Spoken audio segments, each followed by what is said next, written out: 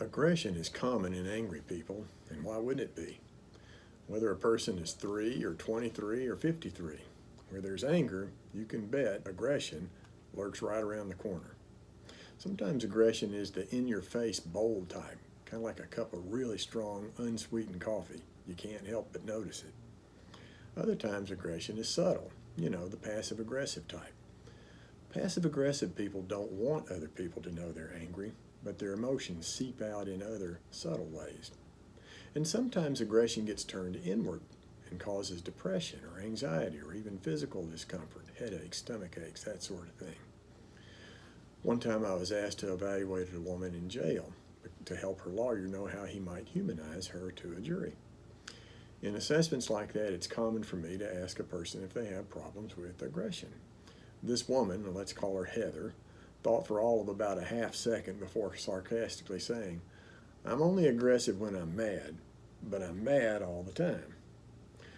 Well, at the very least, Heather was bluntly honest, which I kind of like in a person. I didn't have to guess where she stood on things. I asked her, "Can you identify the origins of your aggression or your anger?" And she folded her arms and said, "When I was young and lived with my mother, if that's what you want to call her, she hit me practically every day. When I was 16 years old, I'd had enough and I hit her back. You know what she did? She called the police and I got arrested for assaulting her. She starts a fight with me and I had to sit in juvenile detention for a week." Now, I had already reviewed Heather's file in our local DA's office, and so I knew about her history. And so I said to her, "Well, Heather, I noticed that you've had a couple of other similar charges as an adult too.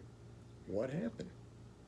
She laughed, and then she reminded me, "I told you I'm only aggressive when I'm mad."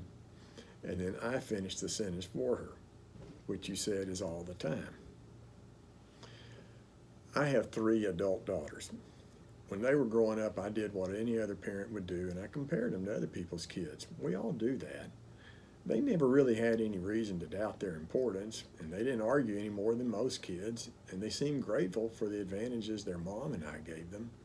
But when I recall my children's development, and when I consider my own, I realize that we all have plenty in common with people like Heather who struggle to control aggressive feelings.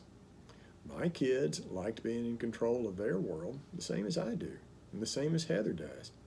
We all have opinions. We like to stand up for what's right, or to do what we think is right.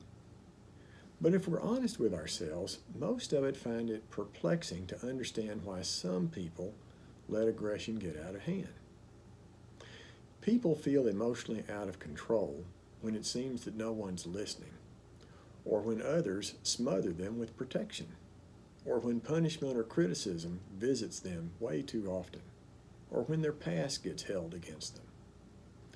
Think about this. Human history has been dominated by, and unfortunately is still heavily shaped by, acts of aggression. Have you noticed how often acts of violence or insensitivity or greed or fear shape the news events of the day? I like to think I harness my aggressive feelings at least as well as most other people, and hopefully I'm better than average in that respect. What about you? How well do you manage aggressive feelings?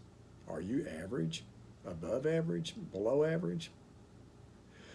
When I talk to people who have issues with aggression of any variety, I don't feel much need to instruct them to quit acting up. They know they need to quit being aggressive. Aggressive anger and its emotional cousins, depression and anxiety and moodiness, fades away when people become convinced that they are good. Anger subsides when you're shown understanding by someone and when you give understanding to the people in your orbit. Oddly enough, it takes courage to let go of aggressive feelings and replace them with kindness and trust and humility or empathy. We don't always think of courage in those terms, but that's exactly what it is. Letting go is the first step to holding on to your sense of worth, to making and keeping friends, to maintaining your sanity. Trust and humility and empathy are never fully achieved, but the closer we come to this ideal, the less often aggression rears its ugly head. We learn to take charge when it's necessary and when to compromise, when that's appropriate. We learn to give and to take. We learn that we are of value, the same as others. I'd like you to share a comment below about how you manage aggressive feelings and what you've learned from your experiences. I'm psychologist Lee Carter. Take a look below for links to books that you might find of value to you.